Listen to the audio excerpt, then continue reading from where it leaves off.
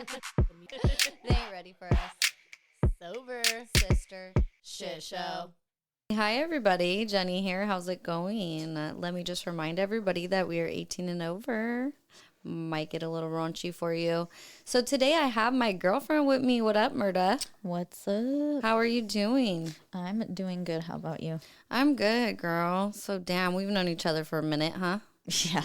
Yeah, for real. A long time. I was running the streets when I met you. Yeah. I think we both could say we were. Yeah, for sure. Girl, I'm glad you're on this sober journey with me. How long have you been sober now? So I celebrate 2 years on January 18th. So coming up on 2 years. Hell yeah, let's go. I wanted to bring you on here. I wanted to hear your story and let our listeners hear sobriety from different angles. So Really quick, when is your sobriety date? coming up 18th. It is coming up. What is that? A couple days. Yeah. But anyways, I wanted our listeners to hear some different, sides of sobriety. So my own feelings myself, I don't think sobriety has one story. I don't think there's one way to be sober. I think that just what if you don't do a substance that you used to do that used to control your life, then you're sober. Straight up. That's just how I feel. And so we are here like making the Sober Sister Shit Show a place where people can come and listen and be here and have the support of knowing that we're just some young women that are making sober cool. Yeah. And we're all here together for each other. Oh, yeah. I have like a whole group of friends that all got sober around the same time. So that played a huge part. Wasn't it crazy how we just started falling like dominoes? Yeah. It was like 1, 2, 3, started going. It was a lot of people.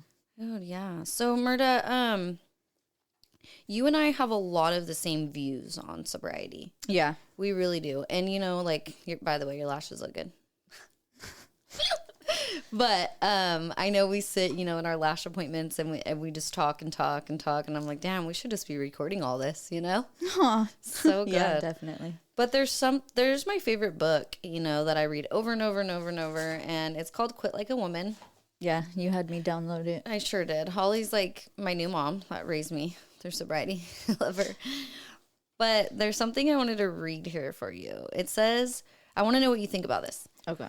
We are supposed to be able to consume alcohol with ease as part of a healthy and balanced lifestyle.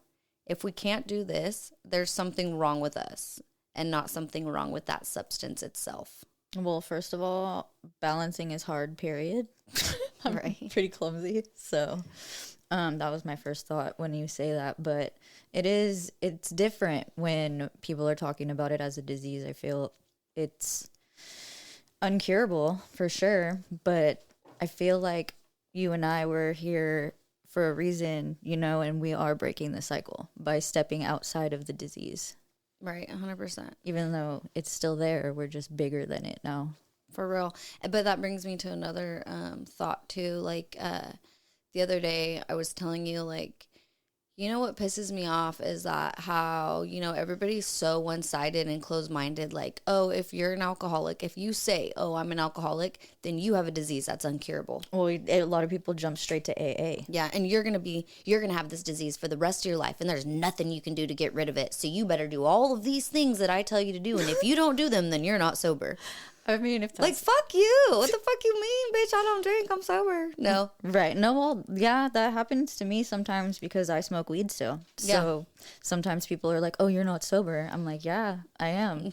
I'm not taking the substances that I was before, and it helps with my anxiety. I'm not going to justify smoking weed to anybody, but...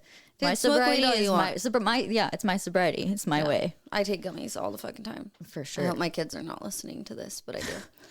And you know what? Like, how come I know that you and I were like way bigger of a picture lookers. Like, we back up and we're like, okay, let's look at the bigger picture. And it's like, okay, all of these goddamn commercials about booze, all these baby showers. You drink at fucking baby showers. Like, that's weird.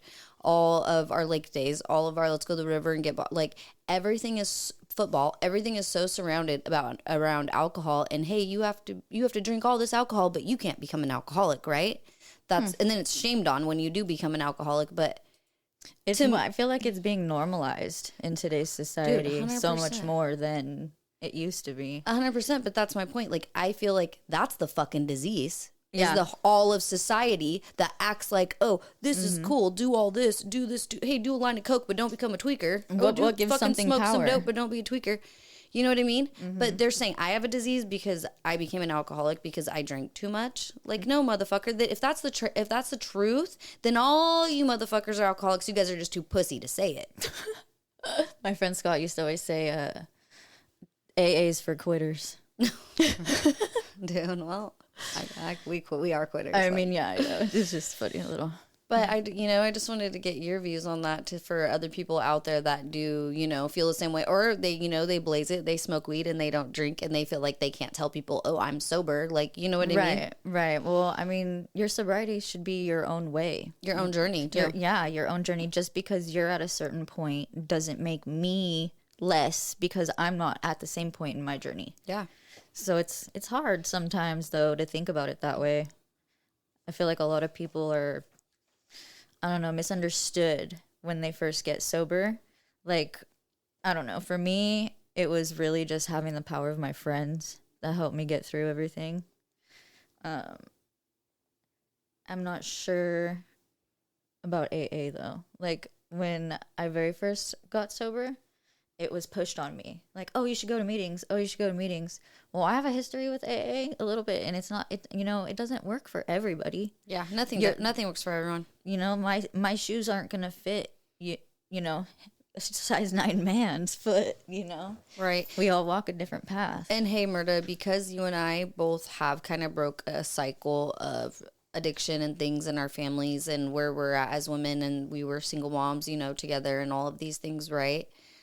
Let's go back and do you want to tell us your story about maybe just like growing up and how alcohol became in your life and how what made you get sober? Yeah. Make sure you throw in a shit show story if you can. There's a couple I can think of. There was one year actually for Christmas I was 13 and I was on some pills and Wait, what kind of pills? Percocets. Nice. On the perks, man. It's terrible. At 13, oh my goodness. I love that shit. And I opened my Christmas present and it was the Lord of the Rings books. And I literally just started crying because that was like couldn't be further than what I liked at all. Oh, cool. So I was like, you guys don't know me. Crying at Christmas, all fucked up. Like, oh my God, so embarrassing. We were young starters, you guys. Oh yeah, for sure. The reason I first got sober was at 13. My best friend ratted me out to my mom for popping thizzles on my birthday. So being an adolescent, my mom put me through program, and that's where I was first introduced to AA.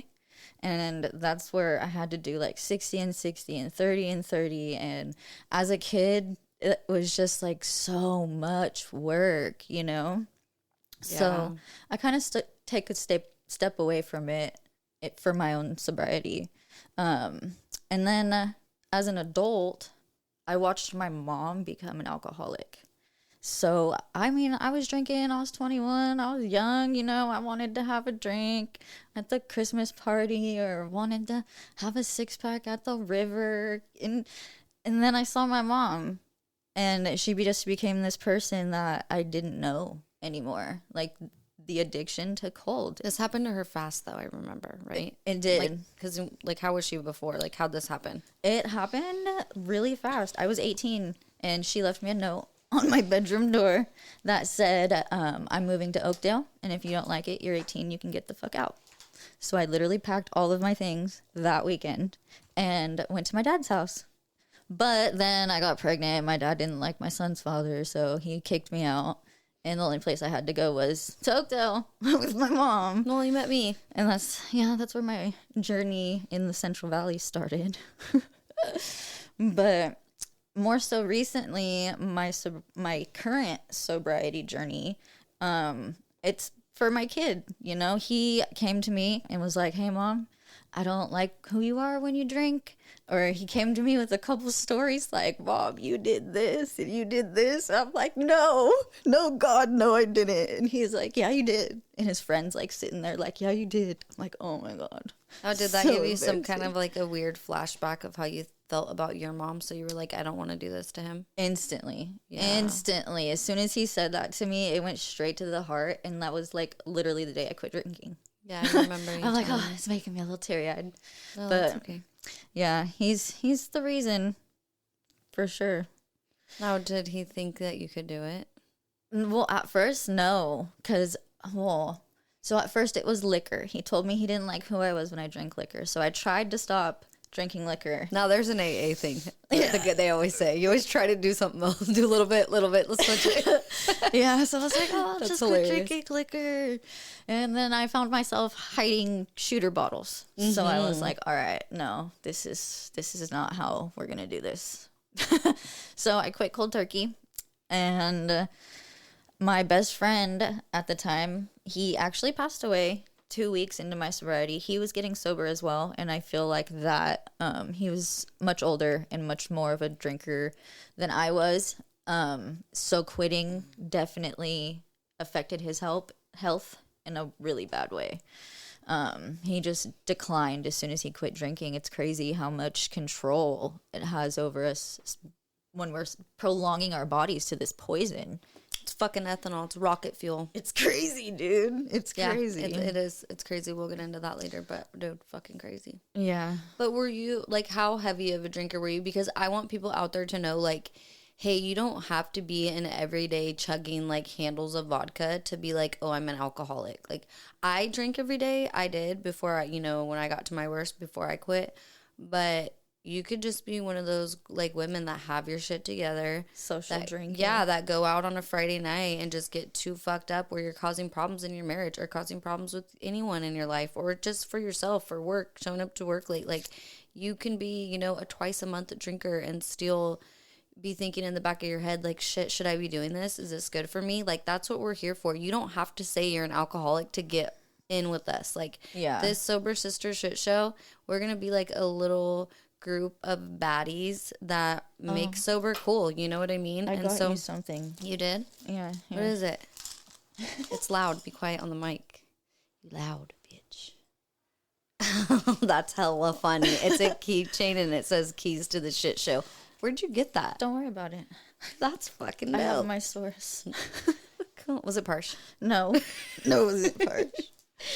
But yeah, so we want to be here for that. You know what I mean? I don't want someone to be like, oh, this is a sober shit show. Like, I don't need to listen to that. I'm not an alcoholic. Girl, we are not saying you even have to say you're an alcoholic. But if you think in any way that alcohol is fuck something up in your life, I don't care if it was something that happened when you were 19 years old and you're fucking 40. Like, we're here to give you our sides of it and show you that sober can be cool. Yeah. What would you say was one of your biggest reasons for getting sober? Yeah.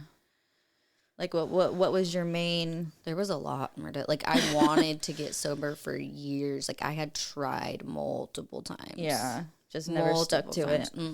I know one time when I was living on Pontiac, I quit drinking for, like, 4 days. And I was just shivering on the couch, dude, throwing up. I was so sick. And finally, I was like, I can't do it. So I had tried to get sober a few different times. I had went into AA a couple times. Like, I never told any of you guys this. Yeah. I just, like, did it, like, for my own thing, because I look in the mirror sometimes and I started seeing, Tammy, like, my real mom, like, you just look like shit, you know? And, but I think when Jason and I got married and I started seeing him, like... Because he was already in recovery, right? Yeah. Yeah, I think when I started seeing him, like, still have fun and go to the bars and shit with us. Like, he went to the Beaver, bro, with us. Dude, I feel like that was my biggest, like, fear. Yeah, FOMO, bro. No, with quitting and drinking. Like, I was afraid I couldn't have fun places without drinking fear anymore. of missing out. Yeah. But I was still going to places, It's just, I guess, personal control and will. So you know what, one thing though, so seeing him, like, still have fun and go to bars with us and still go out to Dine Breed, go do all these things together still, like, and he was just, like, so had his shit together, and I was like, you know, oh, maybe I can do this. Yeah, and he threatened me, like, a couple times, like, oh, you better quit drinking. I'm like, oh, whatever. But there's a lot of, like, I was just ready. Yeah, I I feel was like at my end. I was ready. Every time I would even have one beer, I was hungover for 3 days. Like my body was telling me, like, Gross. you are done. You're done, bitch. You know. I was getting hospitalized like every 3 months, thinking that I had some intestinal issues going on with my GI system, and I was getting tests, endoscopies, colonoscopies. I was having this MRI or this CT scan or drink this and take this picture, and literally all of my IBS and Yep. all of my problems are gone. you get- Every single health issue with that specific area in my gut and my GI, like it's crazy, dude. Yep. You guys remember in the beginning when I told you about my diarrhea? Well, I used I to was one shit of my those pants all the people. time. Well, Miranda was right there with me. Dude, when me and Jenny, when we first got sober, we would talk about it all the time. Like, oh my god, I haven't shit my pants. I have, yeah. How are you? How's your movement going? Good. My thing's solid, bro. Dude, yeah, that's one of the biggest things. I think that's life changing. Oh yeah, it feels so good. But you know what's crazy too is I hear Jason and Christy, because they have so much in common with their sobriety, like we do. Yeah, yeah. And so I love, like I do, like pay attention and listen to them. And one time they said something, and I was like, oh my god, that's so fucking true. Like when you quit doing a substance, drinking or whatever it is that you've done for 15 years, your maturity level like goes back to like the age that you started. So it was like, so like you get sober, right? And then you're like, I mean, I felt like a 12-year-old little girl again, like scared Figuring out the world. scared for Jason to see me naked, Oh, like, but about everything. You have to relearn how to have fun. You have to relearn how to be an adult, around other adults. You got to relearn, like, You're relearning yourself. what's behavior, right? And so you're starting over from like that age, like, you know what I mean? Because I was daily drinker, daily user of whatever I was doing, Yeah. Yeah. And so it's like crazy when you think about it that way, because you are relearning everything about yourself. And so don't get discouraged. Like, don't be so awkward. You know what I mean? When you first stop drinking, like it is awkward for everyone. I feel like, yeah, it's awkward, but then you can put some power behind it too. Like when I was in the beginning of my journey, oh my gosh, it was so funny. There was this guy, he saw me, he just smiled at me. And I was just in the beginning of my sobriety, and I drove away, and I turned my car around and drove back and had like confidence in myself and my sobriety. I'm just like, okay, you're not this drunk girl just doing this because you're horny or something, that you're doing this with purpose and clear mind. So I was like, okay, I'm gonna go get this guy my number. But I mean, it gave me a sense of confidence, knowing that I was doing this in a clear mind. Yeah. Speaking about being horny, I gotta throw something out here that I know personally about you. Oh God. Okay. Okay. Tell my listeners on here about when you got sober and what you did for yourself to really learn and grow yourself without outside distractions, is what I'm gonna call it. Yeah, so I was celibate for my whole first year of sobriety. I mean, I got myself a vibrator and I was fine, but I mean, it really helped me relearn myself because I didn't have to worry about somebody else's feelings. I could give my feelings what they needed. Right. And giving myself that, pouring into myself what I was pouring into everybody else. Are you happy you did that? Oh yeah, for sure. Good. For sure. Like even when it was happening, while it was going on, like it just felt right. Yeah, you didn't even want it. I was like trying to hook you up and shit. I'm like, bitch, you need some dick, like big time. And you were just like, I was like, nope, no, I'm good. I don't got a body tied to it, I got batteries. Nice. I like that. There wasn't drama attached. So it was really, really good for my mental health and growing when I quit, because I really I had always invested myself in men or trying to find a partnership or Trying to fix a man. Let's correct that with both of us. Yeah. Right. Trying to save a hoe. But it honestly, I would recommend being celibate. Not necessarily, I mean, I just recommend being with yourself for the first year or so, because you really do learn a lot. You're trying to learn a lot too, really fast. Oh yeah, and then sitting with yourself, I feel like that's one of the hardest things you can do. And then because you can't run and hide from it. It's you. And like, I think the number one thing that you will all realize, like, once you first get sober, is like, what the fuck do I do with all this time? I got so Girl, much I was fucking so time. bored. What the fuck do I do with all this time? Dude, the semester that- just ended, and I was telling Austin, I was like, dude, I'm gonna be so bored. No, for real. Okay, so let's get into that. When we were like heavy in our active shit, we were literally like running the streets, like fucking exchanging weed, like just doing our thing, right? Oh, making mood. But look at our living situations on what we are. Do you feel comfortable sharing like your worst living situation and active addiction, or no? Oh yeah, for sure, for sure. My living condition was so bad. So, my mom got an eviction notice. I want to say I was like 26 or 27. My son was probably about 4 or 5.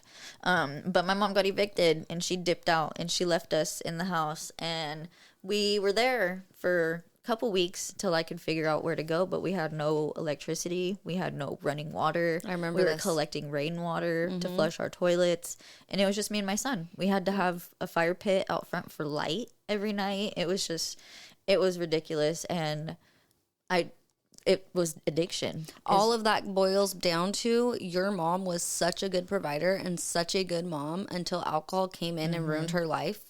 Yeah, And then I would've left never you thought. like that. You would have never thought she would turn into that. No. And now where is she? Now my mom lives at the Salvation Army in Turlock, and she just recently lost her truck. She got a DUI, and now she pushes her things around in a shopping cart.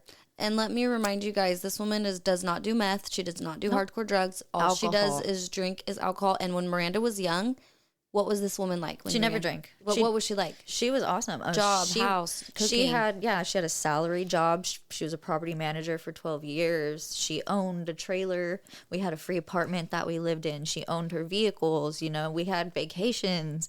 And then as soon as I turned 18 and she met my stepdad, like literally because he was an alcoholic, it made her, you sit next to rotten fruit. It'll fall. 100%.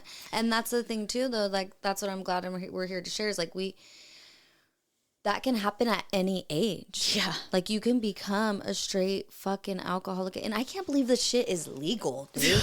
Like, for real, dude. Like, freaking. Right. And then we live in this like society now where it's so normalized when you don't drink, people are like, well, why? Like, why do you drink so much? Why do you care why I don't want to drink? you know? No, for real. And so, like with me, my worst shit, I've fucking hopped so many couches with Jake. I mean, you know that. We both have slept on the same couch on people's houses. You know what I mean? Like, Shout out to those people that let me stay on their couch. yeah, for real. I don't want to say their name, but I know me guys. neither. That's why. Thanks, I'm like, guys. Shout out. But, you know who you are. But just with that in itself, like where we are now, like getting like everyone's like, oh, if you get sober, you have to do the 12 steps or whatever. You're not really sober. Like, because I've done a lot of changes since I've been sober. If you literally just remove alcohol was my problem, not being a shitty person. Yeah. So no, the people for that sure. are like, okay, they are shitty people and they absolutely need to do that because they don't follow the 10 Commandments in general. Like, I think the 12 steps is just pushing you towards the 10 Commandments just to be a decent fucking person, homeboy. You fuck Right. someone over, say sorry. You know what I mean? No, yeah, I totally get that. And like for me too, because I feel like AA and those working the 12 steps and stuff, they are very like religious based, I feel. They are. And And that's another thing where you and I are such good of best friends so different. that we have such opposite views on things, and it's so cool, our connection of friendship. And so I hope people out there, we'll get into it a little bit more right now, but I hope people out there can see it doesn't matter what your background is, where you come from, what you believe in. When you have true friends, they accept you for you. Yeah, we're all human. Yeah, and dude, quality over quantity any fucking day. I have like 3 friends, and I'm telling you right now, I am a way crazy Jesus lover, and my friend Miranda over here has different views, and that's fine. That's just how it is. I'm pagan, by the way. Well, I identify mostly with pagan religion. Nice. But I'm spiritual also. So, I mean, everybody has their own beliefs. And that's one of the things that pushed me away from AA Right. and stuff is because it Right. was like, oh, this higher power, higher power. Yes, I give my higher power to multiple things. Right. You know, we make our own power at that point for me, because I was forced into church camps and stuff when I was younger, and that's another thing that just kind of turned me off towards it as an adult. Right. And it works for me. I don't need to go to meetings. And you're I a great don't- person. Yeah, and there's nothing wrong with me as a person at all because I don't, I have had a couple people tell me that before where they're like, oh, because you don't go to meetings, your sober isn't right, basically. They're telling me that I'm not sober because I'm not following the same pattern or steps that they are. But Miranda, when it comes down to it, when I read those motherfucker steps, I look at them, I'm like, oh no, we do that.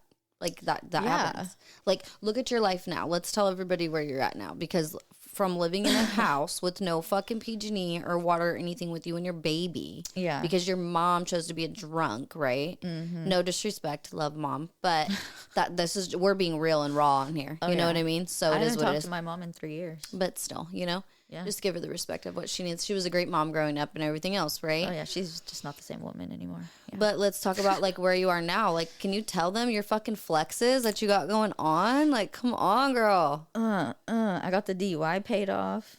All my debt paid off. I bought myself a car. I've gotten into school. I got myself an apartment. Not only into school, let's tell them. She does like double fucking classes. I take max load, 15 units per semester. And actually the semester just finished and one of my classes was at 100%. Yay. Boss moves. I was so excited. I got 4 A's and 1 B for this semester. So you literally finished your degree is almost done. I only have 2 semesters left, yeah. And then, you did this in like 2 years. Yeah. Yeah. And yeah, since I quit drinking, I've just been hustling my knowledge. Is that a big recommendation to people? Like, hey, when you get sober, find a hobby and find something to do that's going to better your life. That's what occupied my time. Yeah. Because like you said in the beginning, like there's so much free time that you have after you stop drinking or, you get bored. And I feel like sometimes that's what brings us back to drinking, It does. School No, it was does. my outlet for sure. I've absolutely loved all of my classes and I'm a nerd, just so you guys know. I'm environmental science is my degree. Right. She's going to argue with you about everything that's in our water. Oh my God. Because I think I know everything, by the way, as a friend. Trust me. Dude, I'm so proud of you. Thank you. I'm proud of you too, dude. I'm proud of all the accomplishments and where you're at right now. And now you and your son have an amazing relationship. Oh, yeah, for sure. Now that he's in his teenage years is when, we talk about this often. Like, he's a little bit behind my boys, but Oh, yeah. I'm proud that you got sober now because right now matters because I call it, the danger years. Oh, yeah, for sure. My son's 13. You know what we were doing at 13? Girl, Dude, I was in rehab at 13. I was popping thizzles so bad too. That's what I'm saying. I'm like, I'm so thankful. I look at him and I'm like, oh. Yeah. I'm so lucky. Seriously. But the thing is if we would remember Murda when we used to like hella party all the time, we'll be like, dude, just dragging our fucking kids with us. Yeah. Like, I'm honest on here. I say the truth. Like, yeah. whatever, I'd have the kids thrown in the back seat. Like, okay, let's go grab another bottle, whatever. We're fucked up. It's 2 a.m. Shut up. Go play video games. We have a common friend that got in a DUI with both of our kids in the car. Yep. Yeah. We had a friend Remember do that shit? And that person came to me with a sincere apology and was like, "Oh, if you never trust me with your kid again, I understand." But it was the alcohol. Yeah, it wasn't her. It wasn't her, and She has she's good been intentions. doing good now too with her sobriety. Right. And But that's, that's common. it's crazy. It's booze. It's alcohol. Booze is the fucking problem. And that's the thing. No one fucking sees it. Tell some people on here, like, if you're thinking about drinking, if you're thinking about getting sober, if you're already sober, or how to stay sober, or what's all the things that you feel like you do. For me, I kind of lucked out when it comes to not getting like cravings. I don't get crazy cravings. What about in the beginning? I do have dreams. Me too. In the beginning was hard, yes, for sure. And like I said, my best friend died 2 weeks into my sobriety. And honestly, if I didn't have my little support network, which I encourage everybody to have, because it's so, so important. And just email me, because I will give you my phone number if you just want to call me. Yeah. Go yeah, ahead. it's just, Anybody. it's crazy, the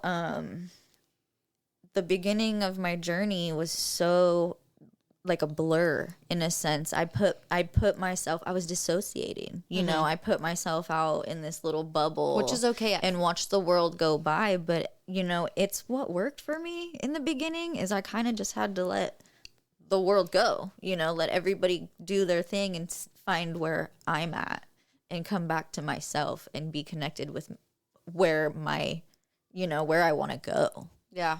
Because I was not going anywhere. So did you know that I was sober at this point when you got sober? No. Did you know I just started? You didn't know till after you did, and I said, "Oh my God, me too," right? Yeah. And then Christy hopped on too. She's like, "Murda, you inspire me." I know. I was So like, we both got yeah. sober right before Christy. Yeah, I remember that.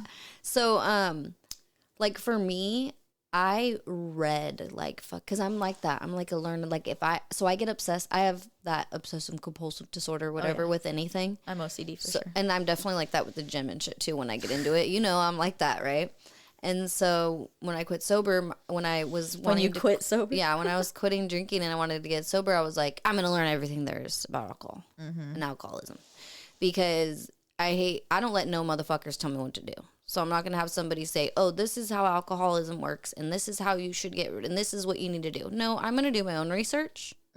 And then I'm going to come back, and then of course I'm going to listen to your guys' points, but then we're going to have a conversation about it because I'm a controversial person. Yeah. And so the books, these 2 books, I call them my new mom and dad. Sorry, mom and dad. But Aaron Carr is definitely my new dad. Sorry, Pops. But he raised me, like I feel like I was reborn because reading his book, The Easy Way to Quit Drinking by Aaron Carr, and then reading Holly Whitaker, swear to God, she's like my new mom, Quit Like a Woman. Yeah. They have different views, but it's very educational and like more on health wise and more Like on scientific. Thank you. That was what I was looking for. Then it is, A has worked for 50 or however many years it's worked, because it really fucking works. Yeah. My husband is not in prison because of AA and because of a guy named Rob, and because Rob and Larry that got us started on this podcast. Because of them, that is why I live the beautiful life that I live. So I will get on my knees and to AA 1,000%. But it's everybody's journey, you know. Everybody and have to do what works. And that was my point of this podcast. Like I was like, dude, everybody's fucking sobriety looks different. So I want to come on here and share other people's sobriety. But that's my thing with Aaron Carr and Holly Whitaker and those 2 books. Like, reading helped me because I started learning everything there is about alcoholism, and not just one way from one book. Yeah. The big book. I also read a lot of the big book. I have a leather bound but big book from when I was a kid. I was young. I've read a lot in there. And sometimes, Jason and I do the Bible thing, like where we just open the Bible and we're like, a verse pops up. Yeah. And we're just like, oh my God, how weird. Like that resonates with what's going on. You would say it's the world speaking to you, or you know what I mean? Yeah, the universe. The universe is talking to you. And it's the same kind of thing though, because I've done that with the big book. I've done that with this. I've done that with that. So reading, I think, was my number one thing. If you guys are interested like in education or like to read, it filled that time. And it educated me so much. Like, have you guys ever looked up on Wikipedia what ethanol is? Yes, it's in alcohol. Read the fucking definition of that. And then Rocket come fuel. back and fucking tell me that you want to go out Friday night and fucking I'm so good. Bitch, my intestines don't want that anymore. I buy organic groceries. I know. I go pay $40 for a fucking yoga. I go to this. I drink these certain drinks. I do all these. I just did a 3-day fucking cleanse. Ew. Right? Oh yeah. Detox. No food. 0. I know, I follow crazy. Dr. Sebi.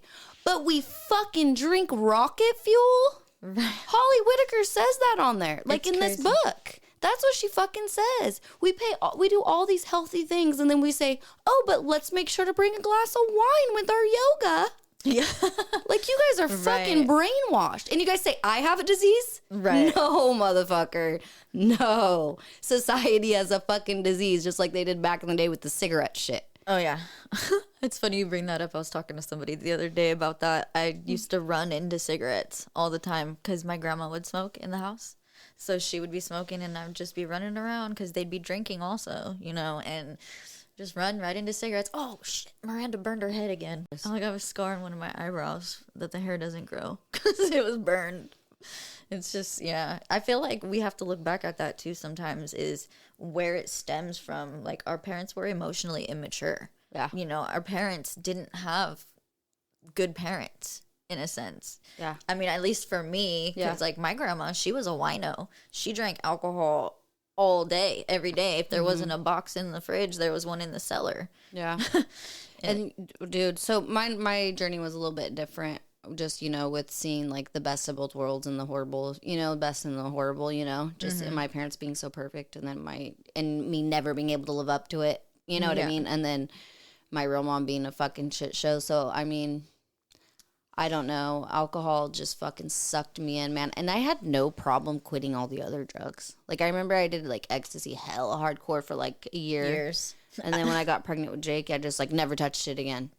Yeah. And then I remember getting fucked up on coke for like, I mean, I got addicted to it bad for a while, And then I was like, and then out of nowhere, I just like quit one day and never did it again. For and it's me, like it for was alcohol. For booze, I could never quit. Dude, I would say I'm going to quit. Yeah. Every morning I'd wake up, I'm not going to drink today. Oh, Nope. just one. Nope. Yeah. Just one. See, my mom, she'd wake up and she'd have the shakes. Oh, I'm just gonna have one just to get rid of the shakes. Mm-hmm. And it's like, no, that's so counterproductive. Mm-hmm. Miranda, I love you. I love you too. Thank you. Is there anything else you want to share on here before we get going? I just wanted to shout out a couple little drinks. Go ahead. For myself. Hell yeah, do it. Mocktail it up. Yeah, so I like when I go That out, works though, right? Tell them. That works. Yeah. For me, mocktails works. totally work. It's like Same. a placebo effect thing. Same. Like I'll go on the river with my 0% Heinekens, Same. And it's the 0% for me, because there are those ones that have that little bit of alcohol, but they do have 0%, guys. And it helps. It does. It worked for me. It works for me too. Yeah, I know. But go ahead, tell us.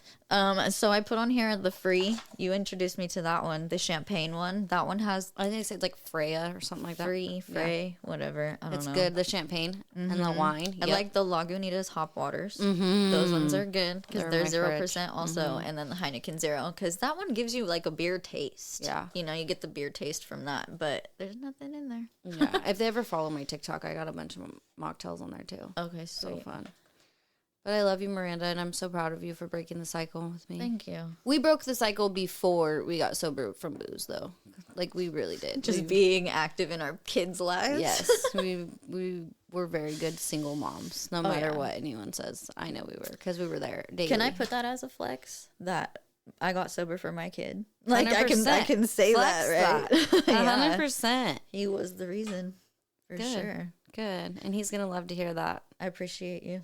Yeah, you too.